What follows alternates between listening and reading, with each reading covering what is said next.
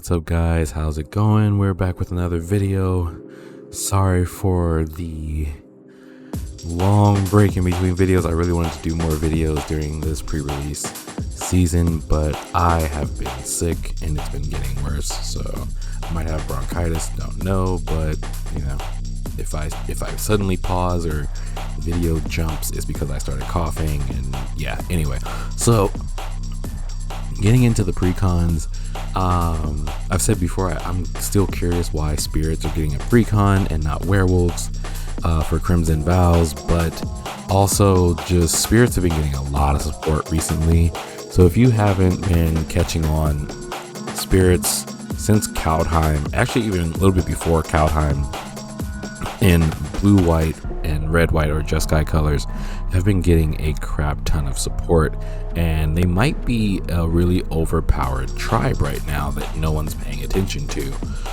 Kaldheim, they had a spirit commander with Fortell, and then in Strixhaven, Lorehold had some really good tech cards for spirits, and even created spirits that added more reanimation. Then in Crimson Vows, we're getting another spirit commander and more spirit support. And then in the next set, which might be Kamigawa, I mean, that's even more spirits. And even in this spirit commander deck, they added Kamigawa spirits, so it should be pretty interesting.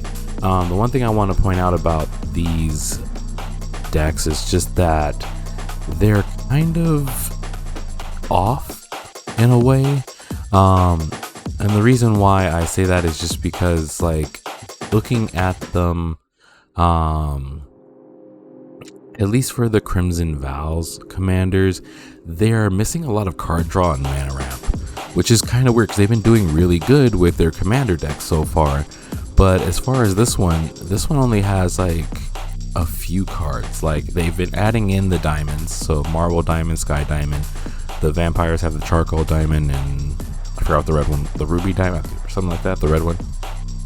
Soul Ring, and like, that's kind of, and I think like the Signet, and where is it? I think like Command Sphere. I think, does this one even have Command Sphere? Oh, it's been really weird how they've been doing this three drops. Does it have Command Sphere? Yes, it does. Okay. And the Locket. So the spirits actually have more mana ramp than the vampires, which is kind of weird. Like, looking at the vampires, they've got, you know, the Arcane Signet, the Charcoal Diamond, the Fire Diamond. It was Fire Diamond. The Rakdos Signet, and the Soul Ring, and that's it. They didn't even get the Locket, you know, from Ravnica. I mean, they got Unstable Obelisk, but that's kind of not enough when, for vampires, they have a really high cost. And if you want to see this deck in action, just sleeved up as it is, LRRMTG has a video out where they're playing all 4 precons from the new Innistrad set for Midnight Hunt and Crimson Vows. And Graham, who was playing Bear Force 1, is playing the Vampire deck. And look at all these 6-drops. You have 7 6-drops. And he got most of them. And then you have 9 5-drops. Like, this deck is really unbalanced. For it to have almost no mana ramp, it's got a lot of high cost vampires, and when you look at these numbers, I mean, like, you would not want an opening hand of somewhere between these 4, 5s, and 6s, plus you've got 7s, 8s, and 9s. I mean, of course, the Blasphemous Act can lower its own cost, but Vampiric Dragon, still questionable why it's in here. But your Malakir, who we've talked about before, really high cost. This new Demon, that's pretty high, but has Madness. So I guess that's okay, but still, you gotta discard it. You know, Mob Rule and all these other cards. Like, these are some really high cost cards, and that's kind of the bad balance about this deck. Whereas spirits don't really have that issue. As you can see, they have like 5 5-drops, 4 6-drops, 1 7-drop, and that's as far as it goes. But they have 14 4-drops, 21 3-drops, which is pretty good. You know, it's low to the ground, it's spirits. But yeah, just the decks are really off balance. And if you watch LRRMTG playing these precons, you can see that there really needs to be more mana ramp. Like, spirits got more mana ramp than vampires. There is a vampire that creates treasure tokens, but vampires have to die in order for that to happen. But yeah, it's just really interesting how they did it. I do like the vampire tribal support that they added in with this set. I think it's really good. Scion of Opulence was the vampire that makes treasure tokens, and that's what I was looking for in this set. I was looking for something where these vampires were going to get mana ramp, because when you look at Strephon or any of the other vampires, Strephon's a 4, which is good, but you have to sacrifice 2 blood tokens, and it's like, okay, if I'm sacrificing blood tokens, I need something to go with this, you know, because some of the blood tokens are pay 1, discard, you know, if you want to use them just to draw. And I'm like, that's kind of mana intensive for vampires, and I hope they have a way to generate mana, and they did not. So it was like, okay, you've got 1 good creature, but just Scion of Opulence is not going to be enough to generate mana for all these super high cost creatures. When you open up with a hand of 5 or more, you know, 5 mana value or more, you're going to be like, okay, you know, even if I have lands, mulligan. You know, you're not gonna really see, you know, what you need from your artifacts. You know, your arcane signet, your soul ring, your Rakdos signet. It's like fire diamond, charcoal diamond, command sphere. Like, getting this, you're gonna need to upgrade this deck like right off the bat. I like that it has 35 creatures. I don't like how it has a lot of the high cost creatures. I wish they would have put in more cards from the actual set, because there were a lot of good vampires from the set that create blood tokens on ETB that would be really good to use. And that's honestly where I see the upgrades going. I would take out cards like Vampiric Dragon, which are just really high cost for no reason, to be honest, and put in cards from the main set that have ETB blood token triggers, or, you know, when something happens, blood token triggers. Definitely Anjay Falconwrath I would put in this deck. You know, that way you can generate something, get something going. If creatures are dying, she's also lower cost. I would put in the regular Anjay Falconwrath. I put it Anjay Falconwrath and the new Anjay, the Dishonored Maid or something, whatever she's called. I'd put her in there. Because they do put in Falconwrath Gorger, and it's like, okay, that's kind of cool, because they are putting in, you know, like all your creatures will have madness, but then at the same time it doesn't really support madness, and paying all that extra mana to sacrifice the blood token, discard, then draw, it kind of just feels a little off-putting. I wish they would have at least put the new Anjay in here, just because, you know, she can generate you blood tokens and get you benefits off of it. But overall, I think like the deck looks pretty good. There's so much I would take out, because it seems like they kind of added in reprints of really good vampires, but I feel like the deck doesn't need these reprints, like Butcher of Malakir and Anawan. I feel like they're not needed in this deck because they just don't synergize with the blood tokens.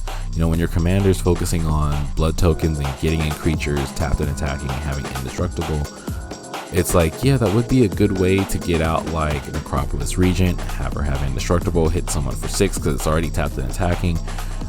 Narcana Revenant, it's a good reprint. I love the new art, but she's not mana ramp. You know, at 6 you're getting double swamps, and it's like not really helping. Butcher of Malakir, even, it's like if you don't have a way to sacrifice these creatures, then I just don't see, like, I want to see this aristocrat blood token half and half strategy, but I'm just not seeing it. So Overall, I want to say I like the idea. I like a lot of the new cards that they made for vampires. I love the tribal support. I'm loving the partners that they added, because the partners themselves are pretty cool. I like the new mono black guy, Himithar. He looks like someone that should be from House Falconwrath, where if you watched the vampire lore video that I tagged, well, I put in the comments of the last video I did on vampires, Falconwraths are all about transforming into bats, and I love this mechanic where if a non-token vampire dies, pay 1, exile it, create a bat, and when that bat does damage, you get that exiled creature back to the field. I love that. That's freaking dope. Crossway Troublemakers is a great vampire support card that we needed. It sucks that it's a 6-drop vampire, because it's like attacking vampires have death touch and lifelink, which is great. Whenever vampires you control dies, you may pay 2 life, and if you do draw a card, it's like, okay, that's good. Vampires need that draw in tribal, but at 6, like, that's kind of harsh. The 2 partners, Camber and Lorin, I like the both of them. I'm gonna keep them in the deck just because Camber is a way to gain you life and get you blood tokens, and then Loreen, I think that's her name, Lauren or Loreen, gives you a sacrifice outlet, but again you have to pay 2, but you get to gold creatures, so you're making your opponents to attack each other, but I think it's good. That's gonna help a little bit. I like her as a gold commander in general. In red, that might be something moving forward, where gold is getting more support to where it might be its own deck. I've tried it the way it is now. I don't think there's enough support. I used Saskia as the commander, but I don't know, she would definitely go in the deck. Lauren would definitely go in a gold or goud, however the heck you pronounce it. But like I said, I like the new vampires. I like the tribal support. I like the vampire board wipe that we got, which was based on the number of vampires you control. I want to see more of it. I think this was a good start, but just this pre-con alone feels really weird. It's like they're trying to incorporate madness without madness because of the blood tokens making you discard because it's old Anjay's effect, but then only adding in Bloodline Necromancer as a reanimator kind of feels a little off, if you know what I'm talking about, because it's like, well then what else do we have? You know, of course, like I said, you want to add in other cards, like maybe if you get Olivia from the main set, definitely put her in this. Take out something else so that way you can have that reanimator. I take out the madness cards, to be honest. The madness cards kind of feel a little bit out of touch because there's not enough of them and there's not enough support for them. Plus Anjay already has her own madness deck, which is really powerful, so I don't see, these are some good reprints, don't get me wrong, but I just don't see them in this deck. Yeah, Vampire Dragon, I don't know why they keep putting that in vampire decks. It needs to go. But like I said, there are some good reprints. Vampire Nighthawk is pretty good. Stormkirk Captain, really good reprint. Needed it. Indulgent Aristocrat, I would honestly not, I would take it out. Falcon Wrath Noble, I would take out. Like, there's a lot of things I would take out just because I'm like, there are better cards. There are better cards. Especially, you don't want this to be so high cost, like I said before. You don't want this to be so high cost that you're drawing, your opening hand is like all this down here. If your opening hand is all this down here, you're not having fun. You're not going to have a good game, and that's kind of what I'm worried about. So that's it. I just wanted to talk about this a little bit before I like go into a coughing spree.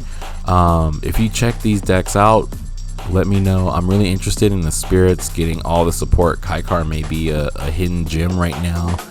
Kaikar might be super powerful right now. We don't even know with all the spirit support that has came out recently.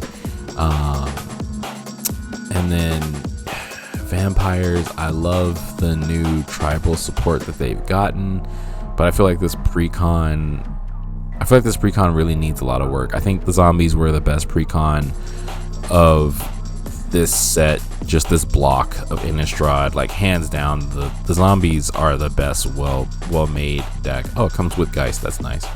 I feel like it just won hands down, but I feel like vampires might be at the bottom. Just looking at the possible hands you could have,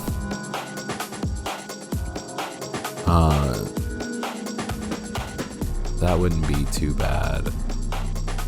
Vampiric Dragon, just, yeah.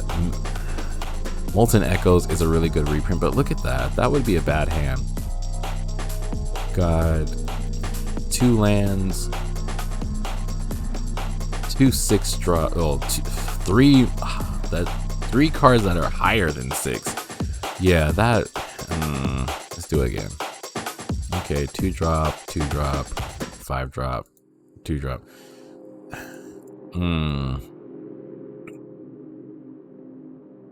Put a swamp and a mountain. Let's go again. Butcher of Malakir, Scion.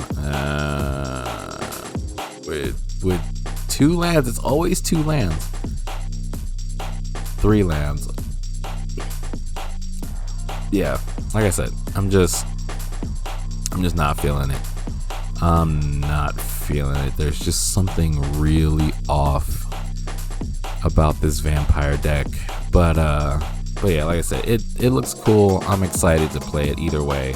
I'm excited for the new vampire cards.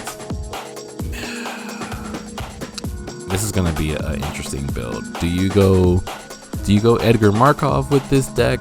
Do you add Strephon in with Olivia? You know, like, this is gonna be interesting. This is gonna be interesting. Anyway, hope you guys have a good pre-release weekend if you're going to get involved with it, and hopefully I will see you guys in the next video. Peace.